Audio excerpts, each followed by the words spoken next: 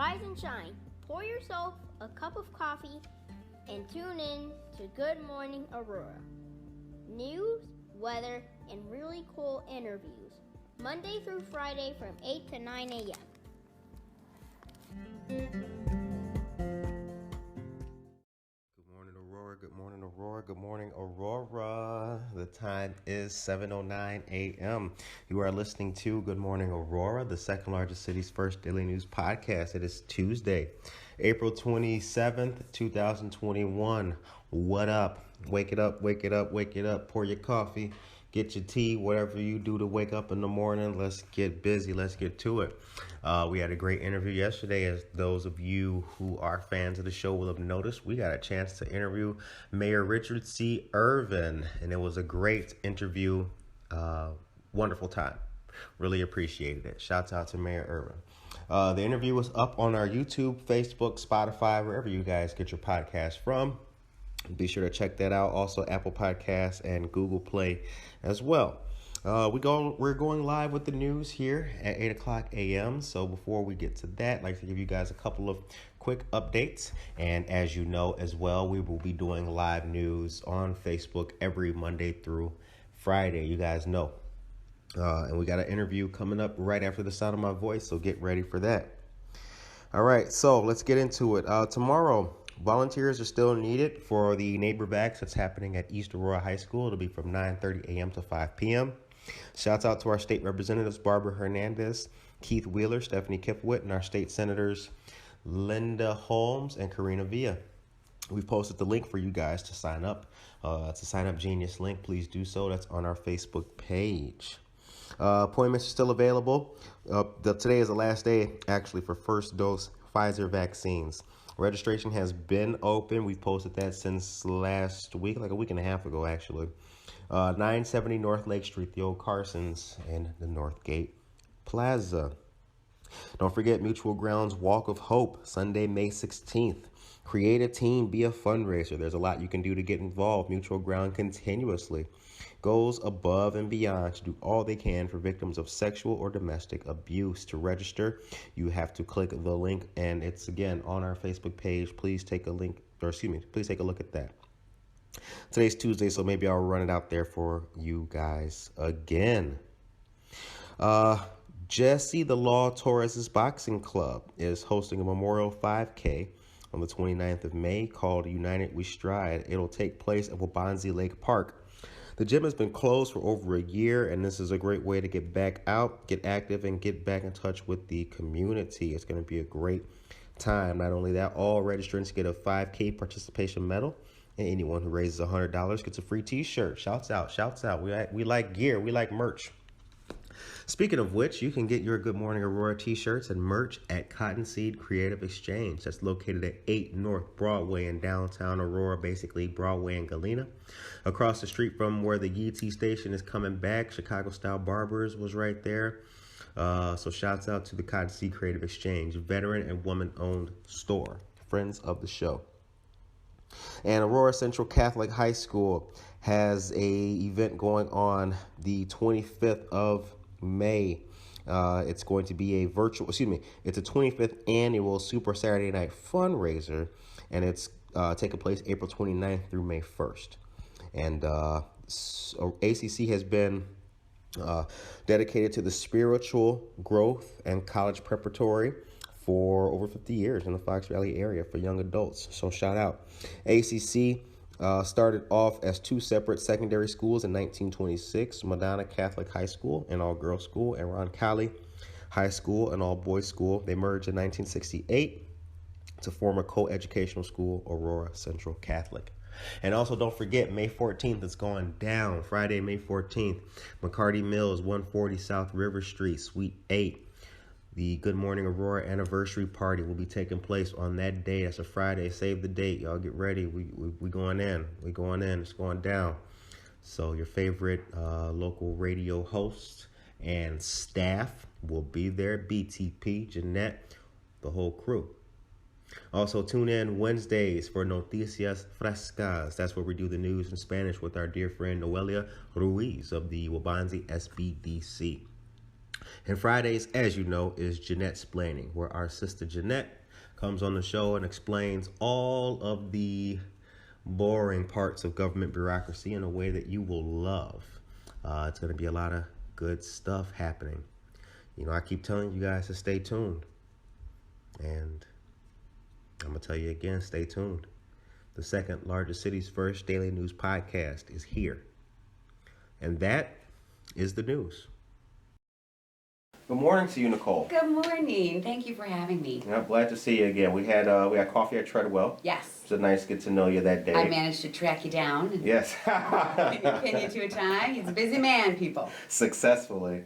Today we have Nicole Astra of Moxie Vox. Yes. And I want to let people know that you are a talented actress. Aww. You do a very good job. Thank you. You do a very good job. For our listeners and our viewers, introduce yourself and then tell us where you are from, born and raised. Okay, so Nicole Astra, which is my middle name, Okay. my stage name, so I do business professionally that way. And I was born and raised right here in Aurora. I spent some time in Elgin. I spent some time in North Aurora, in Austin, Texas, which I greatly miss. But I've been back in Aurora as a homeowner for probably the last 12 years. Is Austin, Texas, where you got your style? My style? No, man, Aurora, born and raised. Okay, So, okay. No. My kids would tell you I have no style, Yeah. so I'm like, I love this already. No, usually I wear black. You know, you're not supposed to wear black on camera, but I usually am decked out in black all the time. That's my favorite color. But that's a theater habit, I think. You know, backstage you're always supposed to be in black from head to toe. I didn't know that. Yeah, oh yeah, so the audience doesn't see you as you're running around doing things for the actors on stage. Really? Oh yeah. Fascinating. So I'm another great episode where I will be learning as I talk to someone. Oh, well, I've worked in several local theaters, including the Fox Valley Park District, Briscoe Community Center, one of my most favorite places, yeah, as well as the Paramount, you know, really the jewel of Aurora and a staple of the economic growth that's been happening in Aurora the last several years. So I've got lots of backstage tips and tricks we could talk about. Are you an East Sider or a West Sider? I'm a West Sider. Okay. But just by a couple of blocks. I grew up on the 400 block of New York Street. Okay. Yes. Very cool. So attended West Aurora High School. I am a graduate of Aurora Christian High School. Okay. Yes. Aurora Christian. Mhm. Very cool. My grandfather was a very generous man and provided private education for his 6 grandkids. Wow. Yes. Yes. Otherwise, we would never have been able to afford it. Interesting. Mhm. Interesting. What impact did that have on your life? Oh, tremendous, tremendous. We're gonna get deep straight away, I guess, here, guys. Oh, yeah. So the nutshell version there is, my mom was a young bride Mhm. in the 70s, and she was widowed at 23, and her kids were 5, 3, and 1. And so all of a sudden, she was thrown into, I'm a stay-at-home mom, very young woman, now I've got to work full-time and figure this out, and my brother was about to enter kindergarten within like 2-3 weeks of my Wow. father's passing. And her father stepped in and said, let's just get him a smaller environment, somewhere we know he can really be taken care of, because you're going to need help, you know, raising these babies. And, you know, if I could already start with a shout out, I heard on the show today you talking about Aurora Central Catholic and a fundraiser that they've got going and how they started. Aurora Christian School, really, you should do a highlight on them and what they've done for the city. And I can connect you. I've worked and volunteered there in a number of ways since I graduated, but I'll tell you, she sat across the table from their administrators and basically just said, I need help, and they promised her, we're going to help take care of your kids.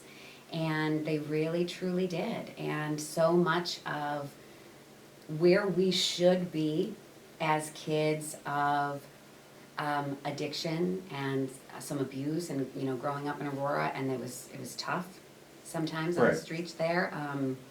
And where we should be compared to where we are, my brother, sister, and I, just really, that's by the grace of God. And, you know, even things, some of the more cliche things, at Aurora Christian School was the first time my brother heard, well, why aren't you going to college? Of course you can go to college. And he's ridiculously brilliant. Stash and Solange had to, like, they got A's, no problem. I had to work for my A's, Curtis, but my brother and sister are both very highly intelligent. And, you know, when money is an issue, you just don't think about those things that aren't options. And, you know, so that was the first place for him too, that it was really, that seed was planted. Of course you're going to college. Right. You know, of course that's the path you're going to take. But people just believed in us and came alongside my mom. And to me, that's what church is about, right? God is everywhere. It doesn't have to be in your school or in your church, but it exists for that extension of community. And Aurora Christian, man, I really feel like they saved the three of us. I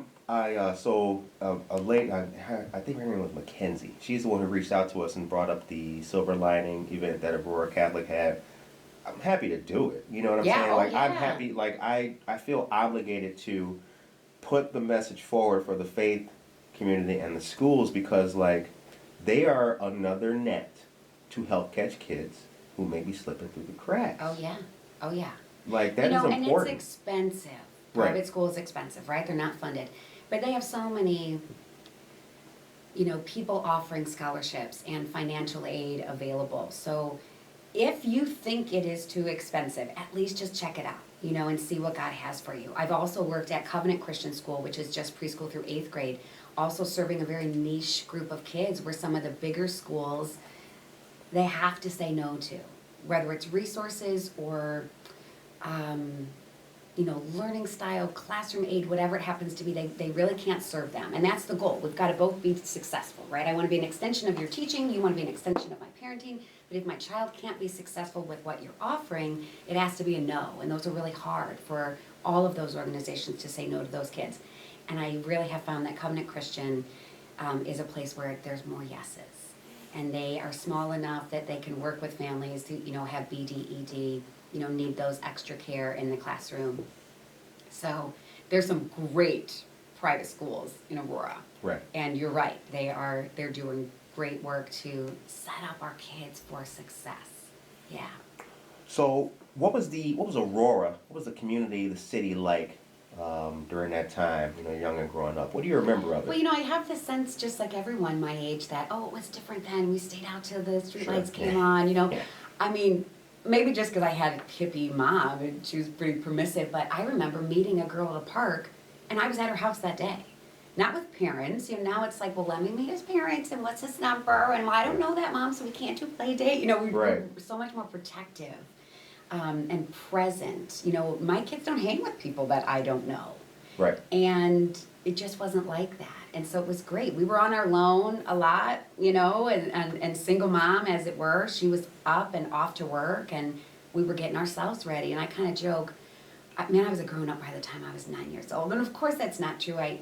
Many aspects of my childhood were wonderful and typical and great and loving, but it was hard. You know, we were making our own lunches and doing our own laundry, and my brother was waking us up for school, and we were doing it on our own. You know, so a lot was expected of us. Right. And I know that has, of course, informed our parenting, and we just don't want that for our kids. You know, we want to be present as much as possible. And my mom loved us awful. She loved us. She kept it together. She's a strong, creative, kind woman who has been through a lot. But you know, just who knows how to parent in the beginning? You know? Yeah. You have no idea. We all got to make it up as we go along. That's right. But far less downtown activity in those days. Okay. So this was pre-casino. And the casino brought a lot of money, brought a lot of, you know, publicity, notoriety, started cleaning up downtown. But, you know, there was gang violence. There was, you know, graffiti everywhere. There were neighborhoods you didn't dare go into. There were even, you know, a lot of initiations at that time. So we were warned, again, we're getting too deep, Cruz, but don't, if you're driving and you see a car without their headlights on, you know, at 8, 9, 10 o'clock at night, what do? Flash them. Dude, you forgot to put your lights on. Hello. Well, that was supposedly an initiation. And so if you flashed them, then you were the one chosen.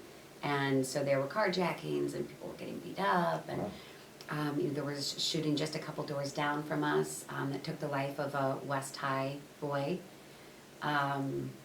So it wasn't all doom and gloom. We knew our neighbors in a way that I don't even know my neighbors now. We did know our neighbors. Right. And people looked out for each other, and the kids was just like a gaggle of kids, where we headed today. So nobody was really alone, and how we would describe vulnerable right now.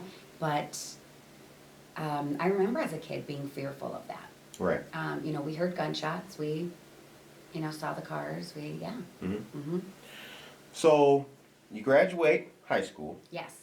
What came next? I went to Judson, now university, but then college. And, really that was kind of a concession. I was on my way to a school just outside of Boston, was very focused on that for the last several years of high school. They flew here, they talked with my family, had a great scholarship, but my older sister was expecting. I wasn't sure if I was quite ready to leave home. There was so much happening right at that time. Right. And I thought, maybe I don't want to go that far away. And my older brother was a graduate of Judson. I'd been up at that campus, and far enough away that you're not driving home all the time, but close enough where if you wanted to be home, you could be. And beautiful, beautiful campus. And they were also offering a theater program and a strong science program, and that was my focus at the time. So Theater and science. Theater and science, yeah. I Okay. started as a biology major. And somewhere along the line, I realized, I can't jump out of this field for a decade and raise my babies. And that was very important to me because my mom couldn't be around a lot.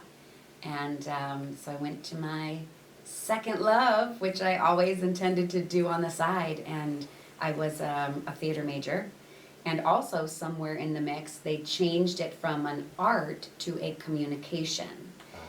Which at the time was like a total drag, but then I had all this communication and PR background as my requirements, and so that's why I've had a paycheck, for the last 20 years. Right. All these starving artists. So I was a marketer for years and chose to support nonprofit theaters and worked in Crystal Lake, the Rao Center, RAUE. Check it out, it's beautiful and not too far of a drive. If they've got something you want to see, please patronize them.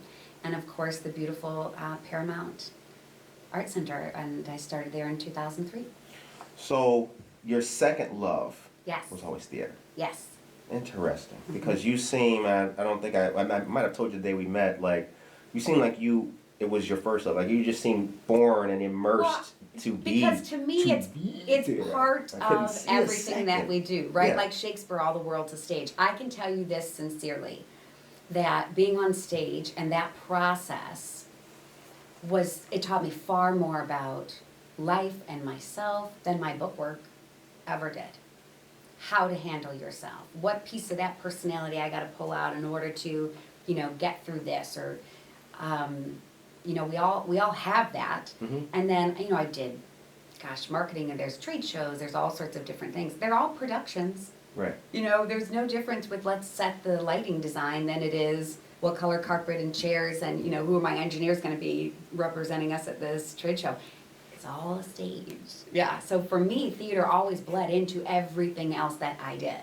Right. And, and again, it served me. I've always been able to do community theater, and I'm a voice actress, so you can do that at home. Right. I told you, you can be gray hair and chubby and nobody cares when you're at home behind a microphone. So I've always done that. I've always loved it, and it's fed me, but that hasn't been my work. That hasn't been my paychecks. Sure. Yeah. Sure. So you graduate from Judson. Yes. Life is all roses now? Life is beautiful? What's life like for Nicole? When she Now, at graduates the from Judson? moment, man, we've all been through a really tough year, haven't we? When you Oh, graduated you mean from right Judson. then, Yeah, right then. Listen, I got a great job I worked for a German engineering company, doing marketing and PR for them, so I got to travel all over. And What was that like? it was great. Again, I'd go out before everybody else and work with the union guys and get, McCormick Place or, Javits and just all those big, huge venues. And Yeah. they're just a big open warehouse, and they grid it all in for these beautiful, gigantic shows. So I would go in advance and make friends and get some favors and get my booth set up and then we'd come in and, you know, just people constantly. And, you know, I'm good with people. I like, Right. you know. So now in our present time, and I do want to talk about, the pandemic era, and then we're going to go to Clover next. Okay. What's the biggest change? What's the biggest change in your personal life that COVID has given? You know, in hindsight, okay, so I was working at one school. I transferred to a smaller school who really just needed, they needed some amping up. They needed some policy and procedure to really highlight the strengths that they were doing. And then after 3 months, I was let go. I was one of 12 employees let go. You know, no malice. Everyone was doing a great job, but the money wasn't there, and they had to do a big restructure. Sure. And I thought, you know, Lord, I had so much peace about leaving a job I loved to go, you know, to enter into a job of, you know, where I didn't have the community support of, you know, growing up and people that I knew there. I felt so much peace about making the jump, and now I've landed myself in unemployment and, you know, what's going on here. But then I created Moxie Vox, and in January, February, just really thought, well, what do I love to do? I've always been a voice actress on the side. I always have helped people find their own voice, whether it's in business or art, helping them really provide focused and authentic content and tell their story. I love storytelling. And so I had some great traction, and then the world shut down in March. And again, in hindsight, I got to be home with my 3 kids during the pandemic and the debacle of virtual learning. For all of you teachers out there, I love you. You're amazing. Keep going. Call me if you need a Starbucks. Yeah. It's rough. Yeah. It's really rough. And some kids thrive and some kids tank. Right. And we can't differentiate it enough because we're through this Zoom, you know, that we're not serving everyone, and it's hard. It's really hard.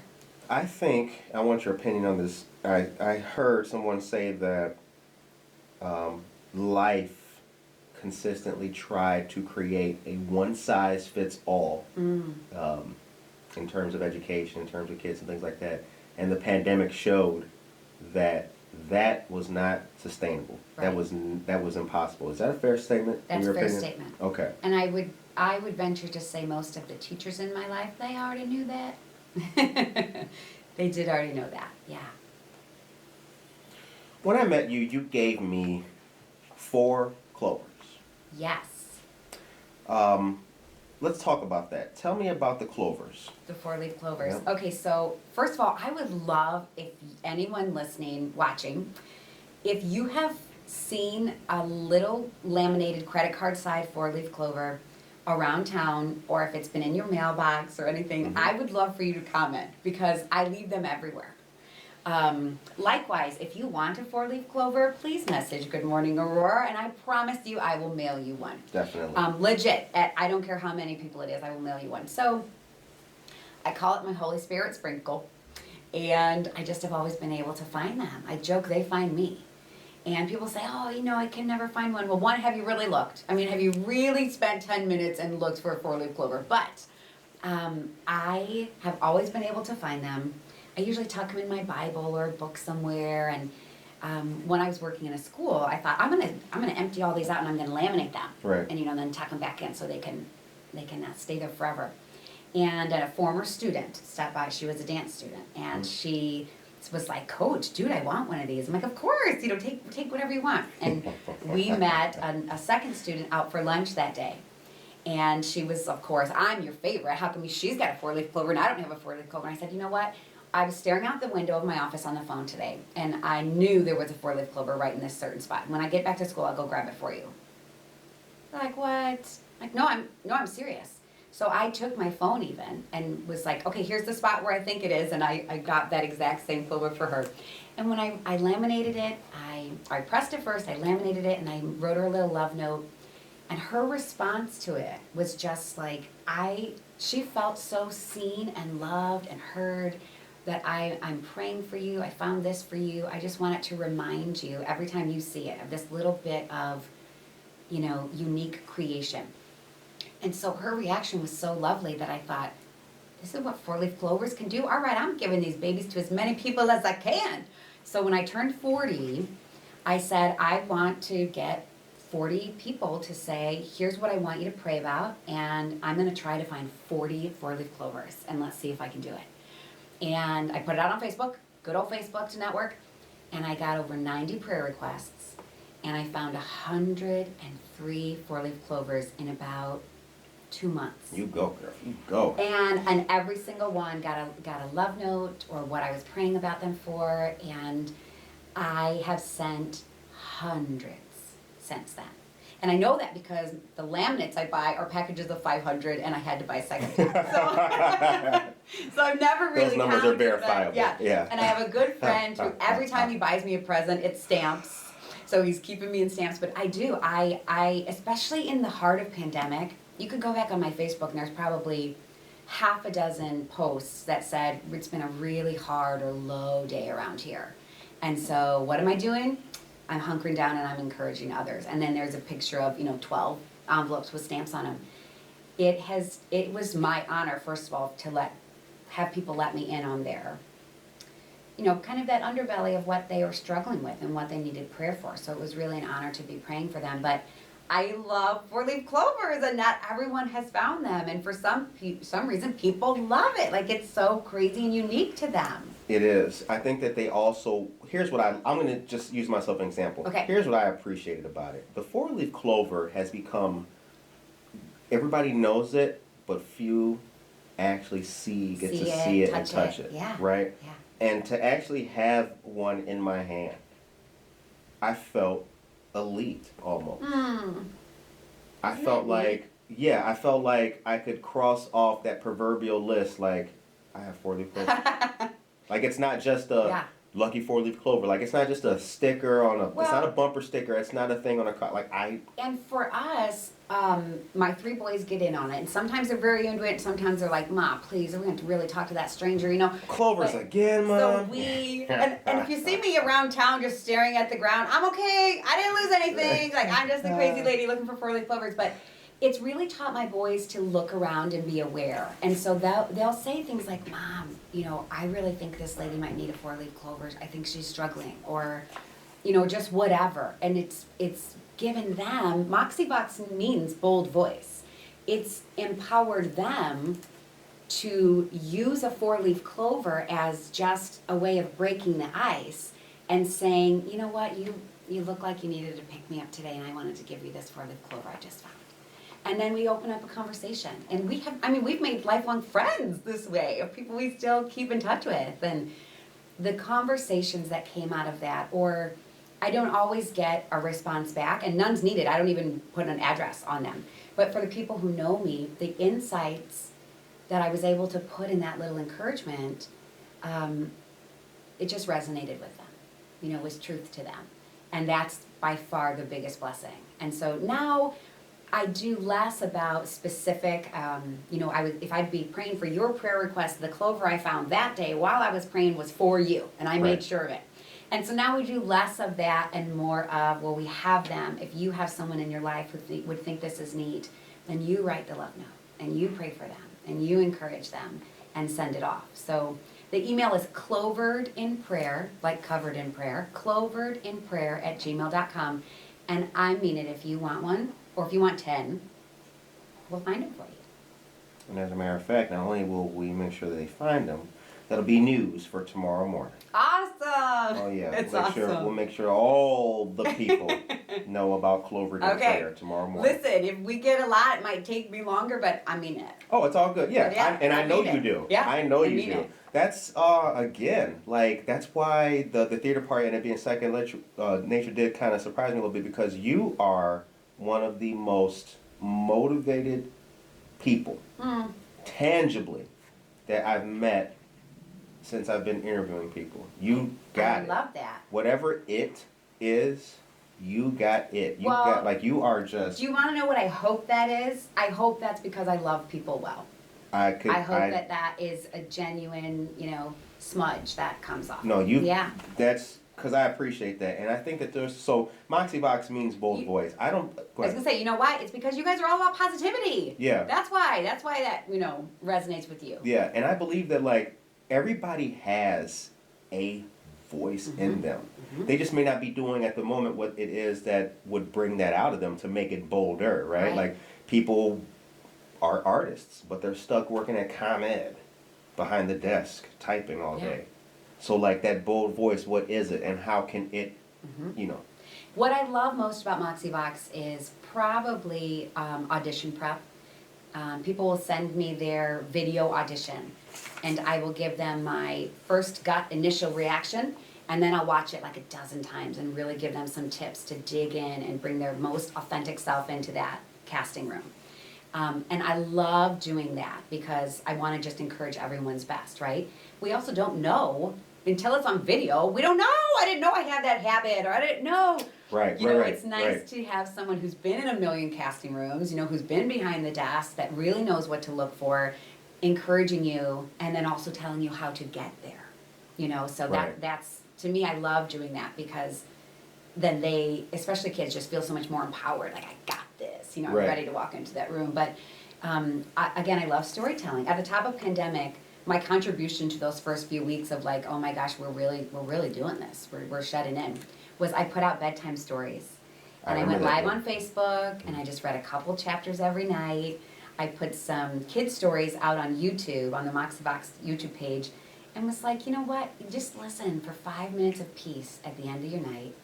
Like you guys do the rubbing and the loving, and just put this on. You don't have to do anything else, and give those parents a few minutes of peace. But, really just storytelling. And I read hundreds of scripts a year as a voice actor. So then that means I know how to write for the listening ear. And I love asking businesses, well, what does your business sound like? And that's something people don't often think about. But from the moment On Hold picks up, all of that content on the paperwork, how all of your employees are representing you, that all should be consistent and representative of your brand. It's distinctive of your brand. So to me, just the theater bleeds into all of that. It's for voice. Moxie Vox is for art and business, because I think that art is in everything. What is a miracle? What is a miracle? Ooh. So stupid, but I honestly feel like miraculous every time I find a little four-leaf clover. I think a miracle is when someone's needs are met in an unexpected way. And that could be physical or, emotional. What's a miracle that you discovered, or a miracle that happened to you? Again, are we doing this? We could do this. Okay, do we have time for story? We got time for story. All right. We do. I guess I gotta go way back. Okay, so my oldest son is now 14. When he was little, he just thought like musicians were awesome. He just wanted to be like his daddy. Musicians were awesome. Bob Marley was his favorite thing. If we saw a guy with dreads out around town, he was like, Bob Marley! I'm like, sorry guy, we're a little too much peace and love around here. He loved music. As a tiny tot, he loved music. Right. We got him a guitar when my second son was born, like a big brother gift. And, it just was sweet. He'd strum around. At one point, he even went and played at a coffee house. And he asked me, I just posted this yesterday. He asked me, I want to play on the coffee table. I'm like, knock yourself out. Let's sing and dance on the coffee table. Do it. No. I mean, so then, of course, we did. And a month goes by. He's like, no, the coffee table, with a microphone. You're 3. Do you mean a coffee house? Like an open mic night? Right. And sure enough, he did. I'm like, he's not going to do that. But we tried, and he did. He just got up there and sang his little songs and strummed a guitar. Adorable. Well, so he just had it in his brain that, he was going to be a guitar player. He went through a terrible arm break when he was 5, the summer before kindergarten. And his arm broke in such a way that it damaged 2 major nerves. And he did not have the use of his hand for 4 or 5 months. They prepared us like, listen, the nerve damage is not moving, but it's also not getting better. And so you just need to be prepared. He might not regain the use of his hand. And we just rolled with it. This kid was, so tenacious. You can't keep a 5-year-old down. They're going to do whatever they want to do, right? So I told you this when we had coffee, but he loved to fish. He cast his pole. He tucked it under his arm. He held it steady, and then he used his teeth to reel in his catch. And I was like, we're going to be fine. So just from that moment, we just never missed a beat then from that moment on. He's going to lose his hand, and that is totally fine, and we are thankful, and that's okay. He's not 35, having to relearn everything. He's 5. He's just starting to learn things. So we just really rolled with it.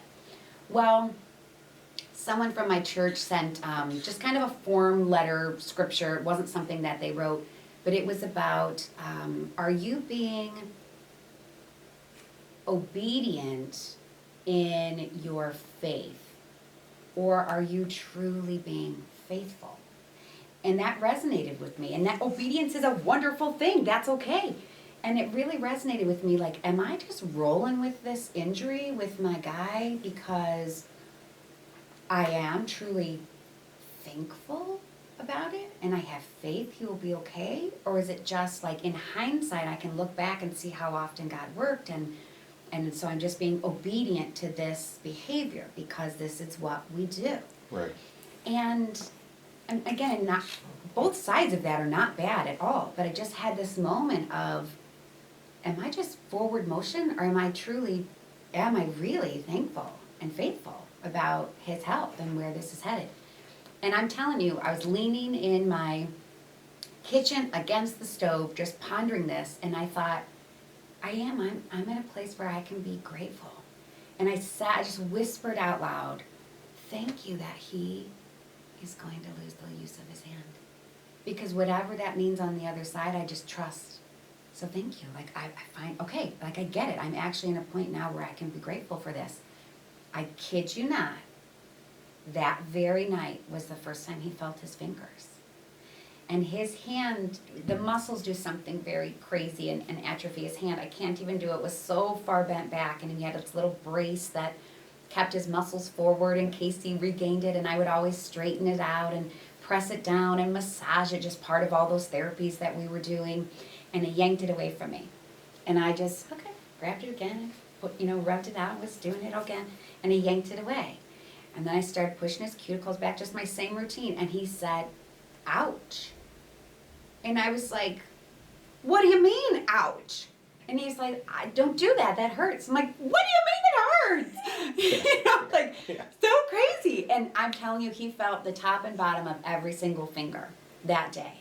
And I cried for like 2 days straight. I hadn't cried this whole time, not in the ambulance, not like nothing, because we were just forward motion. So there must still have been some piece of me, right, that wasn't completely settled, but I called some of our best friends and, our moms and everything, and I couldn't even tell them on the phone because I was weeping for 2 days straight. So again, I hadn't quite maybe surrendered all the way, but I think that's a miracle.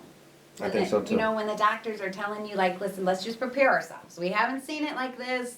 The nerve damage isn't moving. It's not getting any better despite our therapies, and he has full use of his hand. And now he's picked up the guitar during pandemic, like in a real way, not in a just, I like to hold a guitar, I'm cool. And he is playing and thriving and like he didn't miss a beat. And then also, how things work together. This is, again, so silly, but so we put him in voice lessons at the Park District.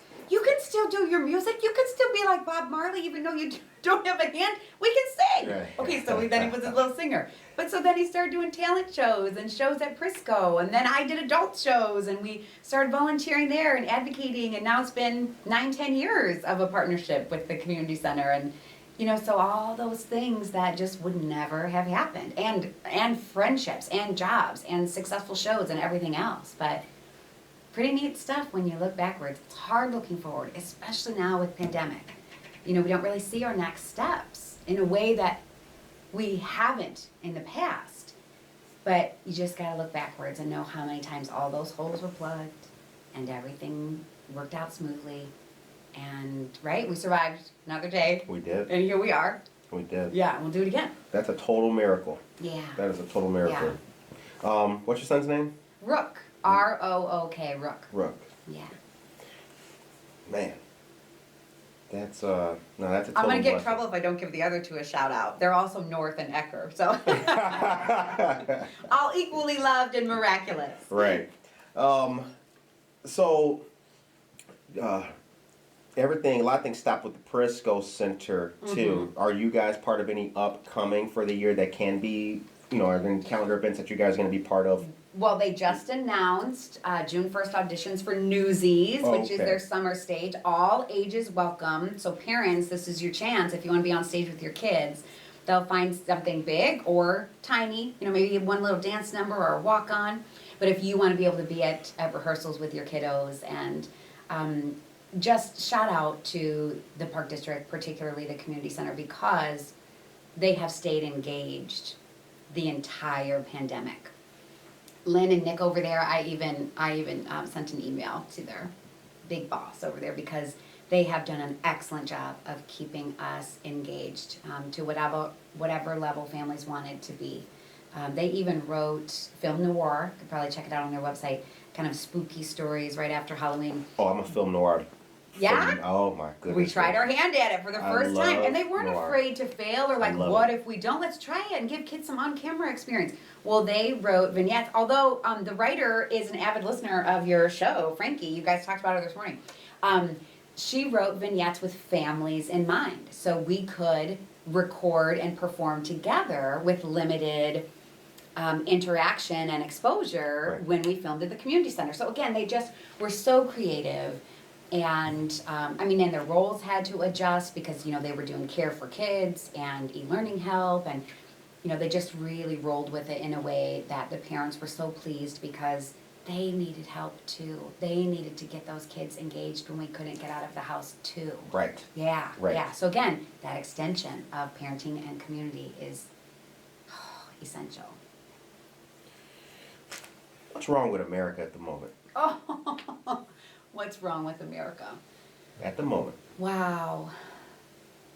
We didn't prep these questions, Curtis. It's like life. And I don't want to get too preachy, but I think that we as humans have jacked up religion and spirituality so much that it has turned people off and away. But if they really knew it, if they knew it from God's perspective and not from the kind of love that I have shown you in my own flaws and perspective and prejudices, then they'd be running after it. And if they were, our communities would be much, much better. Yeah. I think that people really do generally show up for each other. I have story after story after story of really being able to meet the needs of people in our community. And that's what I miss most about working at a school. In my position, there was also a pastoral care element. So, you can share up, right? In those little circles. So those private things you can share up. So in administration, we were privy to the families that were hurting. And then we could, on the sly, get them grocery gift cards or, or loving or new shoes or pay that sports fee or whatever it was. People genuinely want to be there for each other and want to help. Right. Not always easy receiving that help, but people genuinely want to be there. And so, my gosh, if we just led with that, and then stop the conversation, like no but, right? Like then that's just a period. Well, I want to help. Period. Right. Or I can do this, but nope, just no questions asked. Yeah. And for me, I try to live my life and teach my kiddos too. If it's in your heart, it should be coming out of your throat. So whether that is advocacy for or against something that's not even in your own, sphere or family or community, if you're thinking it, if you're feeling it, you need to start saying it. Ooh. And so if that prompt is to go and help and buy, do that. But also if your voice is to say, here, this sister of mine can't talk for herself, and so I'm going to talk for her. That's important. That's important. And I think if we just, no one can disagree with that, right? Right. But it's the but and the da-da-da that starts jacking everything up. And so what I hope is that the people in my life, and I do screw it up, and people screw it up, but I hope I screw it up less, Right. than I ever did before. But I want people in my life to look at how I live and how I talk and know I mean it and know I love them, and then that's it. If you're not a punk, I want you around my kitchen table having supper with my kids. Right. You know what I mean? I want you in the backyard, or we call them driveway fires. You know what I mean? That's where it should stop. So whatever else you're bringing to the table, like, that's my criteria. Are you nice or you're not a punk? Then you're in, and we're gonna love you.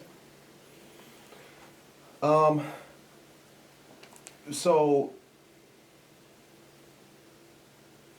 what is a scripture or a verse that defines you best? I have to say Philippians 1:21, and it says, "For to me, to live is Christ, and to die is gain." And not only in the biggest sense of that, I have absolute faith that I know where I'm going when I die. But in all the small ways too, all those death to self, all that pruning that we go through. And maybe that's, I'm more wise in my 40s, right? But all of those things that we should shed off, whether it's our own thinking or, our environment, all of those other things, so much of it doesn't matter. So when you look at Christ and how he loved and how he lived, that's what we should want to be doing. And anything that doesn't fit into that, set it down, take it off. Like, it doesn't have to be a death, but to die is gain, to set those things down, to freeze them off, cut them off, that is gain. So that's always really resonated with me. And when I was in 6th grade, at ACS, someone talked about this, and they passed out a giant box of laminated fall leaves. And I have since gifted that leaf to someone else, but for many, many, many, many years it sat in my Bible on that page, because look around in the fall and see how beautiful death and changing of a season and letting go, right, can actually be. And we have the promise of new birth, a new season is coming. Yeah, I'm a nature. Me too. Yeah. Me too. Like, that's why the clover thing too. I do my best praying outside, so you might as well be looking for clovers. the intimacy in different leaves too is like astonishing. You know what I mean? Like, it's, yeah, only a fellow nature person would really get the beauty of that. That's when I get like really hippie and spiritual. You know, for me, I worship a master creator, and that's evident in the world around me. And I think I'm a part of that too. And I love being out in nature, and that's also the grander part of theater and being creative. You know, you said, you know, what if your desk job? However it is you are creative, that's what I want for my kids, and you know, that's what I hope Moxie Vox does for other people. It might be speech writing, it might be science experiments, it might be on stage, it might be, you know, behind the computer, it might be in front of the camera. However you feel creative, to me, that's a God-given inspiration. Absolutely. Yeah, and creativity is important. It's vital. It's vital.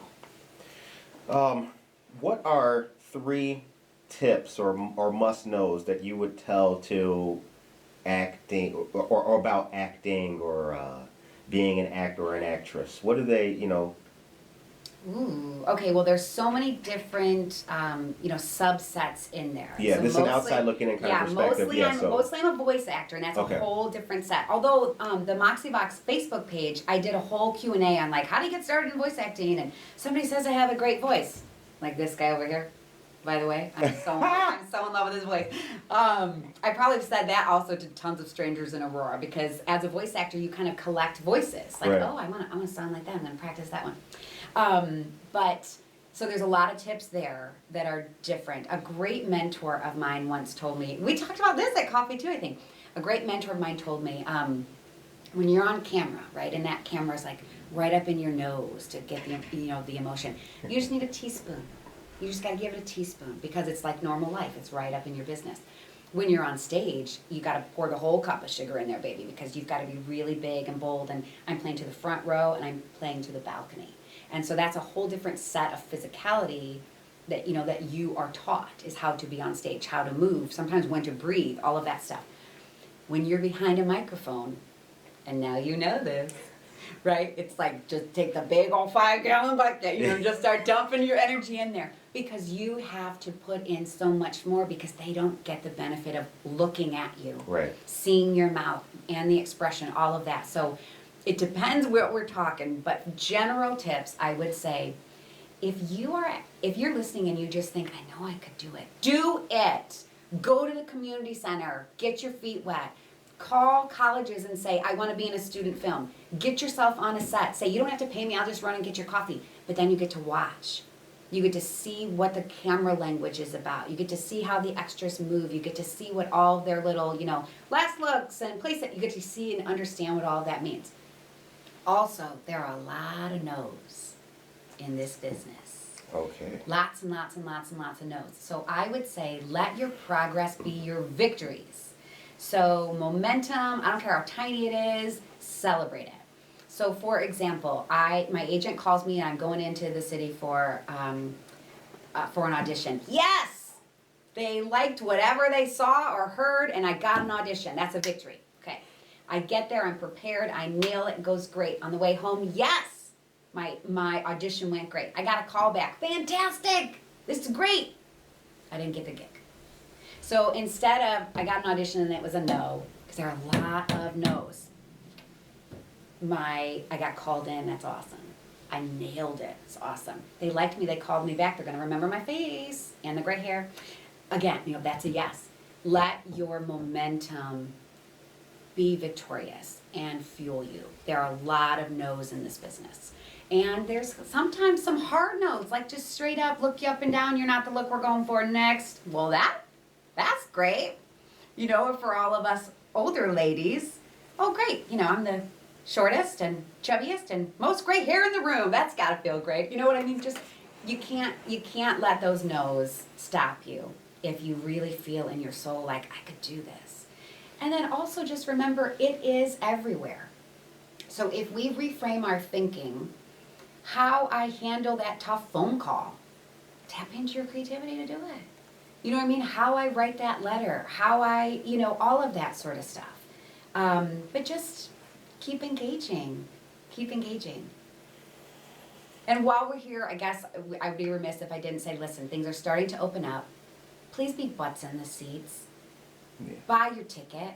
Buy a ticket for a friend. Pay full price for your drinks, even if you know the bartender.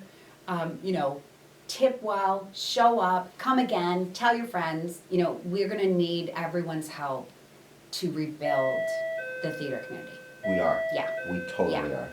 We totally are. So what's next for Moxie Vox? What's next for Moxie Vox? I hope as things start to open up, I'm going to do more audition prep. Okay. Because I do truly love that. But hopefully more voice work. I mean, Pixar's not calling, but of course I'd love to do kids' movies and or children's books. I love long-form narration, and they're not calling yet. But also, if anyone recognizes me, it's probably because I did the intro to the Mayor's State of the City. Mm-hmm. And I'm going to start working with Bureau Gravity. You did a good job with that, by the way, as well. Thank you, sir. You did a good job. I'm going to start working with Bureau Gravity, which is a wonderful marketing firm here in the city. They are branching out into even bigger and better things, and they have a wonderful community footprint, so focused on Aurora and really encouraging anywhere they can, and so I'm going to be partnering with them. Located on LaSalle Street. On LaSalle Street, that's right. Yes. Yep. For those in the community who are familiar, Bureau Gravity was the place where the 605 Innovation District Yes. Had that successful launch. Yes. And then they also had, before COVID, like it was not a museum, but like they had daily showings of what's going on in there. So much stuff. Beautiful space. A lot of stuff. Yeah, beautiful space. Yep. Mm-hmm. Now, how can folks find out about Moxie Vox? I think the easiest way is go to Facebook. There's a Moxie Vox page. Okay. Has email and everything there. You can contact me. Like I said, if you have an audition coming up, and think through that. Sometimes that's a speech. Sometimes I just helped someone with their language with their attorney because they were going in to custody court. And when your emotions are high, right, sometimes what's in our heart isn't really heard. So think about what situation do I want my words prepared for?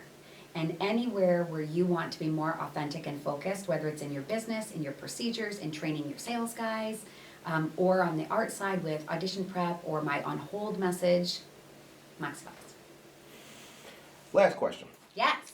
Is there a character or person who you would like to voice?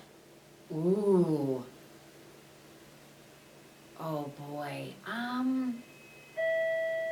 I guess I can't choose one because then that voice is already there, right? If I give you a character, you already know their voice. But I love the villains. I love older, kind of weathered and wintered voices. I have been Maleficent for Halloween a couple of times with my kiddos. I have vowed to always have a fabulous Halloween costume, just so you guys know. That's important. It is. Yes, yeah. So I would love to, do some of the more ominous and, think the old witch giving the apple kind of thing. I would love to voice some of that. Like Cruella DeVille from 101 Dalmatians kind of thing. Oh, yeah. Anyone out there know Awana? It's kind of a Boy Scout through the church program. They have a curriculum called Cubby Bear, and although if your kids are listening, maybe you need to turn it down real quick because I don't want to ruin anything, but I'm their voice of Grammy Lois for their CD series. And so I have we say nieces and nephews, but they're my cousin's kids, and everyone in the family's like, don't ever tell them that you're Grammy Lois because it would just ruin it. It would just ruin it. The show ends on a positive note. What is your message today for the people of Aurora?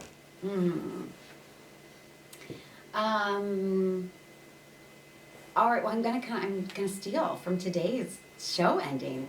Get outside. Get outside. Not only the nature lovers are the ones that feel grounded when they're outside. That happens for a reason. Nature, the wind, it's just very healing. The sunshine. Doesn't everyone kind of feel like we made it to spring? Like, okay, we made it to spring. Winter's over. My goodness, as soon as the flowers came up, like, thank So just God. Get outside, slow your breathing, breathe in the peace. That would be if you're going to do one thing today, that would be it. Get outside. Yeah. And also email the show and we'll send you a 4-leaf clover, which is Yes, that's right. Nature. Yes. That's part of the news in the morning time. All right, I love that. So be random. On behalf of Good Morning Aurora, we want to say thank you to Nicole Astra for coming in, speaking with us, and taking some time to share with us all of her initiatives. Check out Moxie Vox on Facebook. Yes. And also get prepared to see more of Nicole and Bureau Gravity doing great things for the community, boosting it up and making everybody smile and be aware of all the no's. Connected and aware of all the fabulous things happening in this city. And I want to say, let your momentum be victorious. Quote from Nicole Astra. Yeah. That's powerful. Yeah. That is powerful. I appreciate that. Let your momentum be victorious. I'm gonna wear that. I'm gonna put that in my own personal. And look at your file. Last year for. Yep. How many tiny little teeny baby steps did it take you? Exactly. Yeah. Because I'm like you, Nicole. Like, there's not enough no's that are gonna stop what I want to do. Not at all. Love it. Say no. That's fine. I know no's in the English language. That's cool. Yeah. Anyway, we're going forward. So all you guys out there, check out this wonderful episode and get ready to see more of Nicole Astra. And have a blessed, positive, and wonderful day. Peace. Peace.